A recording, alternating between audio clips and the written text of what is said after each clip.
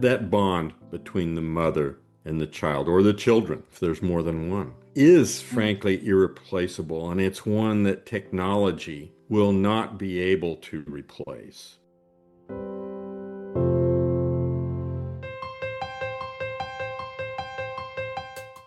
Welcome to Straight Talk on Life Issues. I'm Victor Nieves, as always, joined by Brad Mattis, president of Life Issues Institute. Today we'll be discussing artificial wombs, their potential to save the lives of premature babies, as well as some of the ethical concerns.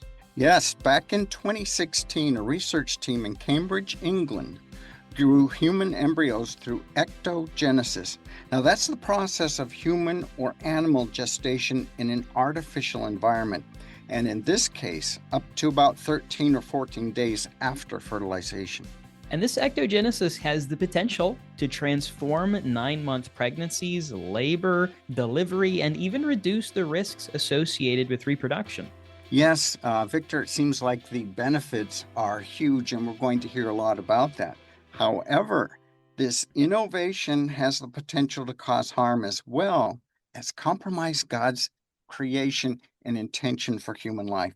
There are many ethical questions to consider here. Oh, that there are. And today we'll jump into it as we chat with Dr. David Prentice. He has almost 50 years of experience as a scientific researcher, professor, and academic administrator. He's the former vice president and research director at the Charlotte Lozier Institute. We're also joined by Dr. Tara Sander-Lee. She's a scientist with over 25 years of experience in public policy, academic research, and clinical medicine in the life sciences. Dr. Sander-Lee and Dr. Prentice, welcome to the show. Dr. Prentice and Dr. Sander-Lee, welcome to the program. Thank you. Good to be with you. Thank you. Great to be here.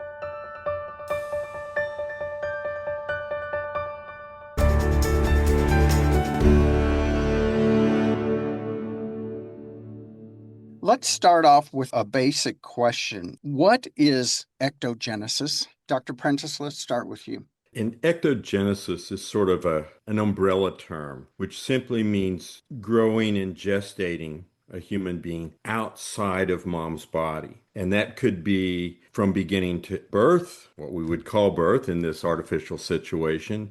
It could be starting later on in development. It could be essentially a rescue mission of extremely premature baby that's placed into some sort of a fancy incubator, if you will, to allow them to develop in a more natural environment for a longer time so their lungs and other organs can finish development. Dr. Sander-Lee, do you have anything to add to that? You know, it's interesting how this term is used, like David said, as an umbrella term, but it is clear that there's some applications that are in current use, and they are wonderful technologies that are there to help these babies to survive and to thrive, especially for mothers that are at risk of preterm labor, and especially for extremely premature babies. And so, like David said, this is really a rescue mission for these babies. And so this is a really good thing.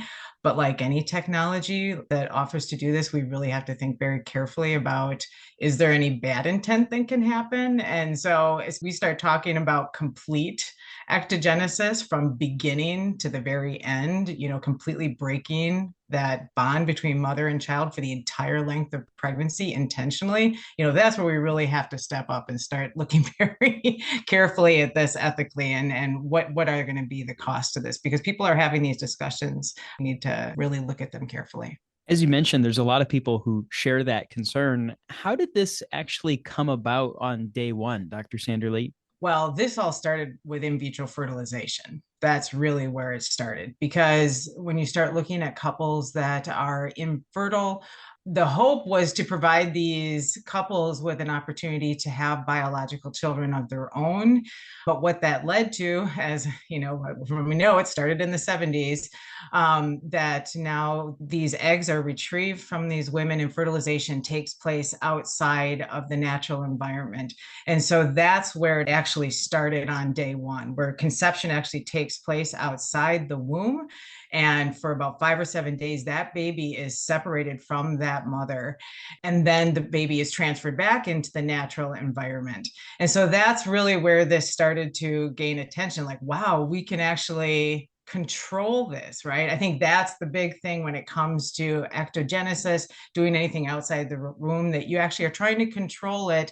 And that's where the risk really comes. I mean, we see this with in vitro fertilization. Like now the risk is, well, what if we select babies that maybe look a little bit better or are a little bit better and don't have disease, right? And then you have people that try to push the envelope outside the womb. Well, what if we let them grow a little bit longer? What if we let them grow 14 days, 40 days, and now the heart is beating, right? Wow, this is, and so you can just see how it started with in vitro fertilization, and it's just from a research perspective, from even thinking big as far as clinically, how could this help people, right? But I use help like in quotes because we have to really think carefully about that. That's really kind of where it started. Dr. Prentice, would you add anything to that? Well, I think the key word that Dr. Sandra Lee used there is control. People want to control when and where conception takes place, the conditions under which this young human being is growing. And let's face it, for many years, they couldn't grow a young human being beyond a few days in the petri dish, but technologies continue to progress in good and bad ways, or their application, we might say, continues to progress. So now we're looking at scientists who want to grow young human beings for longer and longer, nascent life now being grown and controlled in the lab. And there's a desire then to control that in terms of reproduction. So it comes back in some ways to desire, but let's also go back to that other term, intent. What is your intent here? Is it to actually save a life, or is it to control and exploit a life? Well, Dr. Prentice, let's give our listeners a biology lesson, if you will. How do they carry out ectogenesis? Give us the ectogenesis point one version. And as we referred to earlier, there are different ways to go at this. And the common term that people think about is artificial womb. But ectogenesis, as we said, involves growing a human being from the very nascent stages outside of contact with the body. So it already happens with in vitro fertilization. The egg is harvested, and in the laboratory dish, that egg is fertilized, and you now have outside of mom's body this young individual. Typical practice is to grow that young individual for 3 to 5 days, and frankly, then there's quality control that goes on. The embryologist looks at this little being and decides whether they look good enough to go ahead and progress. Now there's application of a lot of embryo genetic tests to decide whether they meet a certain bar. If they pass all of these, then that young individual usually would be now transferred back to mom's womb, back to mom's body. But what we're seeing now is a number of scientists who have pushed the envelope, if you will, and they are continuing to grow that young individual for 14 days, maybe even longer, under laboratory condition. There's a scientist in Israel who's developed what we've just referred to as babies in bottles. And he started this with mouse embryos. And these little embryos are grown in these sort of spinning bottles with nutrients and so on. And he's been growing those up to halfway through gestation. Wow. Now, they haven't been able to do that yet with human embryos, but he's already said he would like to do that and grow them at least for 40 days so that they can study them, so they can do experiments on them and so on. It hasn't yet happened, but we can see the technology moving in that way. At the other end of gestation, we've got these extreme preemies that are born, even 20 weeks, where we are starting to see some of these individuals survive, higher and higher percentages. But there's a group at Philadelphia, the Children's Hospital of Philadelphia, who have developed what they call a biobag. And it's really just a high-tech incubator. They haven't done this yet with human children, but they have shown that they can take extremely premature lambs, remove them from the womb, but then hook them up into this biobag, which gives them a chance, as we mentioned before, to continue to grow in a womb-like environment so that the little lungs can go ahead and develop and other organs. Because a lot of times these preemies have a great deal of difficulty breathing and getting some of their organ systems started. So They've been able to do this somewhat at the beginning with nascent human beings and other embryos. They've shown that there's a possibility at near term gestation for extreme preemies. They haven't quite met that in the middle, but they're working on it. And there's a desire again to use this, and it's frankly, let's face it, exploiting human beings, because you're going to have to experiment on young human beings to ever get to the point where that works. Dr. Sandra Lee, do you have anything to add? The only thing I want to add is just, it is interesting though that in these lamb studies that they've actually been able to show that they can support these lambs for up to 4 weeks without any organ failure. So they are making advancements in this field. And so it's just, this does become though the issue that, we haven't seen any human studies yet. So, but they are preparing for that, and they're having meetings. The FDA is having meetings. They're starting to talk about this, right? I think they see that the day is coming. So let's start talking about safety. Let's start talking about adverse risks and who's going to be that first human patient. Well, let me ask you this question, Dr. Sanderley. Those who advocate artificial wombs, what are their selling talking points? Mm-hmm. Yeah, no, that's a great question. Their main selling talking point, I would say, and their target, which, I just want to just say that any scientific advancement that treats periviable children with dignity is good, right? You want to actually help to rescue these children and really help them. And it's medical technology that is trying to keep these babies safe and to really help them to survive. So that's, I would say, that their target and their main argument is to really provide life support for these extreme premature babies. And especially with women, as I mentioned earlier, that are at high risk of preterm labor, have a history of preterm labor. I think that's going to be their target. Now we have to look at, okay, so, but what are other arguments, right? Well, what if we can have even greater control, right? What if a mother actually was on drugs, right? We can actually say, but, the baby could be healthier if we could take the baby separate from mother. We could have greater control of normal pregnancy as far as just the greater health and nutrition of the baby. So I think that's one argument. They are looking very seriously, and there's arguments made for a solution for people who want to have a biological baby, want to have any baby, but cannot. This could be for medical reasons. This could be that it's just impossible for them to have a baby because of medical reasons, because of cancer or disease, or they don't have a uterus, right? But it can also be impossible for non-medical reasons, right? These are people that want to have babies, but they were not designed to have babies, right? This was not God's original design. So these are people within the transgender homosexual population, men. That's a real argument to be made. And then that even goes a little bit further that, okay, well, now if men that aren't supposed to, that aren't designed to have babies now can have babies, and women actually can choose to not be pregnant and actually use the technology. This kind of creates more equality and freedom, right? Women can be relieved from this burden of pregnancy. And these are words that they use. They can maybe advance their career. They don't have to worry about this issue of being pregnant while they're trying to have a job.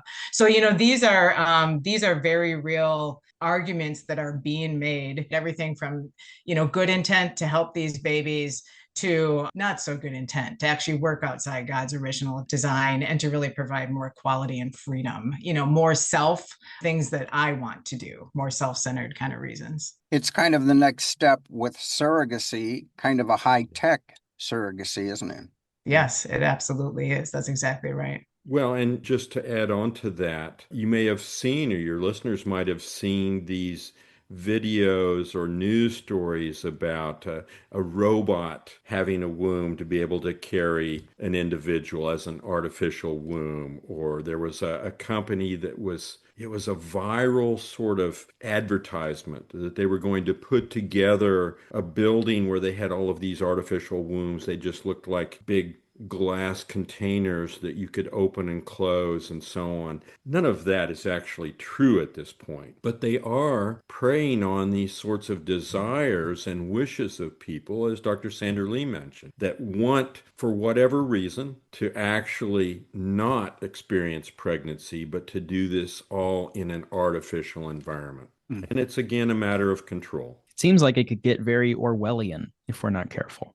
Very much so. I don't know if you remember Brave New World, but this was one feature of that future culture, that all gestation took place in an artificial environment And one feature of that is they could control the developmental progress of individuals, enhance some, impede the development of others so that they had a different class structure for these human beings. But it's all a matter of Orwellian, frankly, an evil sort of intent getting in terms of the control. Well, Dr. Prentice, as it stands right now, how long can babies be kept in an artificial womb? At what point do they have to remove them from that? Well, and that then we have to refer back to what point or what type of an artificial womb are we talking about. So these biobags, the high-tech incubators that we've referred to, they've shown that they can keep them, these extremely premature babies, 4 weeks in terms of lambs. Now, they haven't tried this yet in terms of human babies, but again, the idea is to take these extreme preemies and give them just a little bit longer in a womb-like environment. So that's a good thing, and 4 weeks would allow the lungs to develop and other organ systems to develop. When we go to the other end, in terms of from the very beginning as a nascent human being, what they've shown with the mouse embryos is that they can keep those growing for halfway through gestation.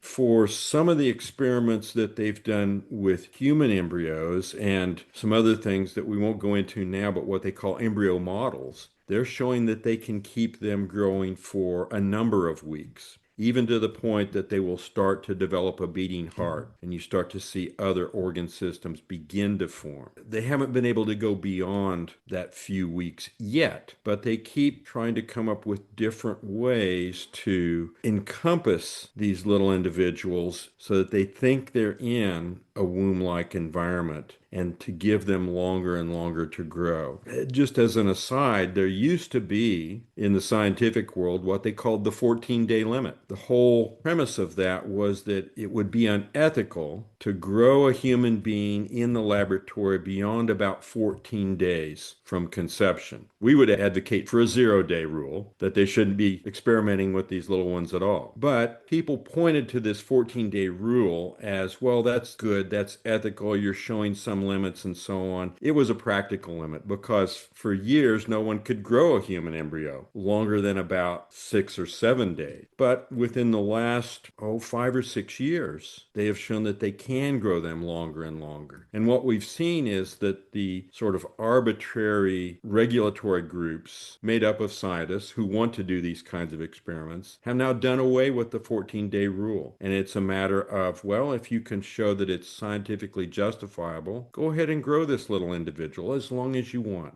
A question I have is you talked about, Dr. Prentice, about them able to gestate animals halfway through the pregnancy. Now, what was the reason for just halfway? Did they themselves decide that's long enough, or was the technology not there? And if it's the latter, explain that technology failure to us. It's really the latter. It was a matter of technology that they could provide nutrition, basically, to maintain the normal growth and development of these animal embryos up to about halfway through. The problem has always been as we grow and develop, even as a very young nascent embryo, we have to be able to get nutrition. And the normal way this happens is after about 5 days, we implant into the lining of mother's womb. We develop a connection with her bloodstream through the placenta so that we can get our nutrients and get our oxygen through that placental connection. There's a physical as well as a physiological bond between mom and baby. And they were able in these little spinning bottles to maintain the animal embryos halfway through because they could get enough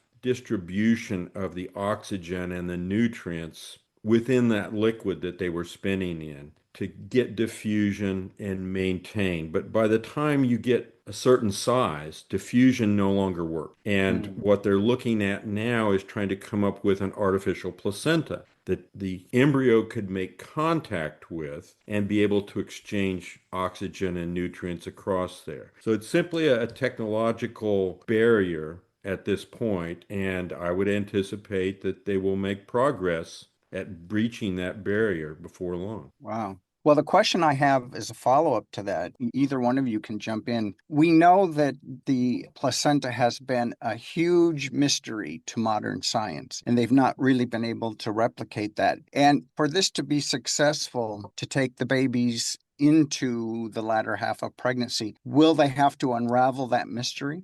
I think what they've shown with the biobags and the ability to be able to provide a synthetic artificial environment that actually, uses synthetic means, synthetic amniotic fluid, synthetic means to actually, it's a pumpless system. So I think the baby is actually, doing some of the work itself. But I think they've shown with that biobag that they don't need the placenta. But I would actually kind of turn that back to Dr. Prentice to see if he has anything to add to that. But I want to just say, but more than the physiological, more than the actual scientific, I think we also have to look at the emotional part of this too. And if you wanted to put that on hold for, wait a little bit, but we can't ignore the fact that it's never going to replace the actual natural womb and the original design versus the technology. I mean, that mother-child relationship is irreplaceable. I mean, that's just the reality. That bond. We can get really geeky about this, but there is actually what's called microchimerism, in which during pregnancy, the mother and the baby actually share cells, they share DNA, they bond at a physiological level, and those cells and that DNA stay in each other's systems that they exchange beyond birth, which is incredible. And they've actually shown that there's actually a medical reason for that, and that can actually help mom and baby. And that's not even to talk about the fact that a mother is going to feel their baby kick. The baby's going to hear their mother sing. I mean, I can tell you when I was pregnant with my son, I knew very early on that he didn't like bananas, because every time I ate a banana, right, he just went nuts, right? And I was like, oh, I thought he was excited about it. Well, the minute he was born and I started to get him, he was like, no way, I don't want to touch bananas. I hate bananas. I'm like, oh, right. I knew that because when I was pregnant with you. And these are just the fun, fascinating facts that you learn about your child, and that you can only learn by sharing that experience of pregnancy. So yes, advancements in science, learning more about the placenta, sure, I'm sure that's going to provide them some technological advantages, and when advancing this field, but it's never going to replace the natural design of what was intended. That bond between the mother and the child, or the children, if there's more than one, is frankly irreplaceable. And it's one that technology will not be able to replace. There's just no way that you can do that sort of thing. The placenta, if we learn more about that, they might be able to come up with a better way for the embryo to connect. In the biobags, as Dr. Sandra Lee mentioned, it's a pumpless system. The baby's heart is the pump that circulates blood, as well as some of the artificial amniotic fluid, if you will, that's providing the nutrients. And it's that umbilical connection that they haven't been able to figure out how to do. Somehow it's not just a nutritional or oxygen access type of thing. There is more to that connection that we really don't even know the full extent of at this point. They may be able to come up with a better way to technologically get further growth of an individual in an artificial womb, but they're not going to be able to overcome this unique and marvelous bond between a mom and her child. God's creation just can't be replicated, no matter how hard they try. So I'm not very hopeful that they'll unravel that. But of course, we talked about the impact on the baby. So if they do figure this out and have an artificial womb from conception to birth, are there other ways in which you see the baby being affected, either emotionally or physically, from being raised in a spinning bottle or pouch or whatever you want to call it? I think that is the question, and that we just don't know. And that is going to be the risk to these if it gets to the point of human trials, because we don't know the effect of the unnatural environment on the survival and neurodevelopment of this child, or just emotional impact. I mean, so that's just the physiological, but we don't know the emotional impact of what that's going to do. And I think it's important to note that even, children have always been developed in utero. Yes, we have incubators that if these preemies, need to be separated at the time of delivery, their lungs need to develop. Yes, that's in place. But when you look at, though, just as a population, as humanity in general, babies have been developed in the womb, right? We don't have anything to compare this to. So yes, this is really the unknown. And that we know that people that are thinking about this, they are very, very much aware that there could be some serious adverse risks to this. We've got a few clues from IVF. They have started to see or started to actually look at the possibility that even those first few days in an artificial environment might affect subsequent development or even any sort of behavioral or physical characteristics after birth. And there's the hint that there might be lasting effects from an artificial environment, even during those first few days. But as Dr. Sanderly says, we have no clue because they've never actually been able to do this. Maybe they shouldn't do this. Maybe that is a natural barrier that just should not be crossed. And you think about it, even if they want to try and development, they're going to have to experiment on human beings. There's Mm-hmm. no way around doing that. How do you provide informed consent to have your nascent child grown in an artificial environment when you don't even know, and the scientists don't even know, what the eventual outcomes might be? It's really borders on the science fiction. And my concern is if they are having success with this and they're seeing negative or potential negative outcomes or impacts of that child, I'm not very hopeful that they will listen to those and stop what they're doing, but just barrel on through. Your thoughts, Dr. Sanderly? Yeah, I mean, I think I want to point to actually back in 2023, the FDA put together a pediatric advisory committee to talk specifically about artificial womb technology. And so they address these different questions and concerns. And so their final question is regarding safety and monitoring. And they know that the numbers are going to be very small, right, at the beginning. And so they actually state in this report that when they expect that there's going to be challenges, right? Because there's going to be a small number of subjects. And they said that they discourage stopping enrollment based on isolated events. And when they say isolated events, that means adverse events. Like technologically, something goes wrong. Maybe the baby doesn't survive. So they're going to, I mean, right there, they're saying that they're going to discourage stopping enrollment, even if the numbers are low, based on isolated events. So they know that the number, at the very beginning, the number is going to be low. So they're just going to keep pushing forward to try to get as much data as they can to try to optimize this. That's really what they're going to want to do. They're going to want to optimize this at the very beginning. So I'm sure they're going to be very careful, and there's going to be, I know informed consent is going to be a big issue, with these parents giving, allowing this to happen. But at the very beginning, there are going to be risks for sure.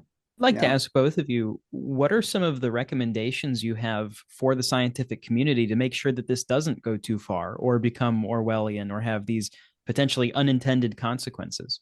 Right off the bat, that there should be a complete ban on any of this embryo research. Like, Dr. Prentice talked about, the research that is going on, that they're just pushing the limits with these early nascent human beings inside the lab, trying to get them to grow further and further, dropping the 14-day guideline. So I would say right off the bat that there should be a complete ban on the creation, growth, and destruction of any embryos for research, a 0-day limit, because that would eliminate that quest at the very beginning to just continue to push the envelope. And I would totally agree, though, with Dr. Sanderly that any sort of embryo experiments, any sort of manipulation, even maybe with a good intent of nascent human beings, is just loaded with danger, not just to the individual being experimented on, but to our societal views of young human beings and how they should be treated. At the other end, the bio bags, the intent there is to try and save lives, to help these extreme preemies. But even there, you have to be a little cautious about, as Dr. Sanderly mentioned, this recommendation that even if there are problems, well, you ought to just push ahead and so on. You need to be extremely cautious that the intent isn't bent out of shape so that we are again just experimenting with young human beings in their most vulnerable state. I think at the base of this, it kind of comes back to money. We're talking about the fame and prestige of breakthroughs with this and the money that research hospitals can attract with those breakthroughs. Your comments? I think you've hit the nail on the head, Brad, that money drives a lot of this. The science fiction-y sort of things we talked about of the robot with the see-through womb and all of these things, that's all about money because that technology doesn't even exist. It's not even close. But, we're going to come up with a way to enhance your child. We're going to come up with a way to ensure you've got a better chance of this individual growing and developing. Money and fame are a couple of the big drivers in all of this, and usually they're tied together. And they're sort of glossing over the whole ethics question of should I be experimenting with human beings at all and endangering lives and endangering families? Dr. Prentice and Dr. Sandra Lee, if there's anything that we haven't covered on the design as it was originally thought of, is there anything we're missing there? Well, let's go back to, as Dr. Sandra Lee was saying, this basic design. We are fearfully and wonderfully made. This is part of that design, the bonding of mom and baby. I taught embryology for decades, and I was always fascinated about this choreography of cells and tissues and molecules and signaling and the interaction that led to what is, in a real sense, the miraculous dance of development that we go from a single cell to trillions of cells in an organized structure and function that makes us who we are now. And I just have to say, I think that design has worked very well for, the entire time that humanity has existed, and I don't see us improving on it. I completely agree with Dr. Prentice. And I just wanted to add that as a woman that has suffered infertility, so I know what that is like. And there's this quest to have a baby. Fortunately, God blessed us with our son through the natural way of pregnancy after we tried very hard on our own to control the pregnancy. And I also want to say that there's real pressure, I think, from the medical community to go right away to the technology. Well, you are having this problem. This is what you should do. Should, right? Anytime you start being heard that you should or could do something, that's when you need to pause. And I think you need to say, yeah, but really, is that what I really, really should be doing?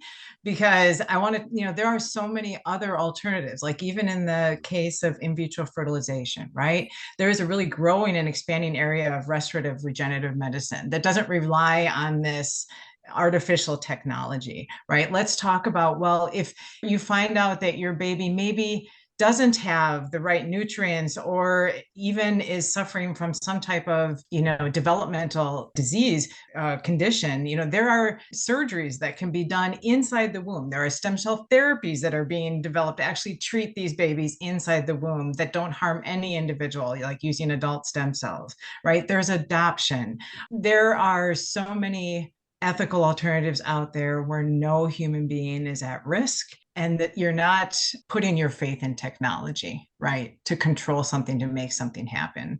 And so I think I would encourage people that just as they start to hear about this, to really start looking at what are some of the other options out there that are already available, and there's really no risk or harm to any individual. And actually, you're still rescuing babies along the way. And I've recently read, Dr. Sanderly, that the Trump administration is looking into more of that holistic approach versus in vitro fertilization that is very common to cast aside, as Dr. Prentice said earlier, those who do not look as healthy or perfect. And then there is the permanent purgatory of a frozen environment for so many of those babies. But I want to thank you, Dr. Sanderly, for bringing your personal insight as a woman who has struggled with infertility. And I think this is going to be a card that the other side is going to really use heavily to try to justify what they're doing. We've talked about the ethical considerations throughout this program. Are there any that you would specifically like to address that we haven't spoken about so far? My only thought to add to that would be you can't separate this issue from the ethical questions. That has to be actually the first question. There's this usual question that you're supposed to ask, not can I do it, but should I do it in the scientific community. Very often that's ignored, but especially when it comes to nascent human beings, you can't ignore that. That's the first question to ask. Well, I'd like you to tell our listeners a little bit about your SALT project. That fits like a glove into what our discussion is about, Dr. Prentice. Thank you. And SALT stands for the Science Alliance for Life and Technology. It's a group. Dr. Sander Lee is a member of our board. Got a number of other scientists, colleagues who have been doing research, writing, speaking about these very issues, focused primarily on nascent human life, its protection, the science involved with early development, and so on. And we liked the SALT acronym because what we want to be is salt and light. We want to season the debate with truth so that people understand the realities, not just the science, but the ethics, as we've already discussed. And I want you, the listener, to know that we are going to post resources pertaining to this new project of SALT on our landing page for this program. So go there and check it out. Dr. Prentice, Dr. Sander Lee, thank you so much for joining us today and really educating all of us about this whole topic of artificial wombs. Thank you for having us. Thank you so much.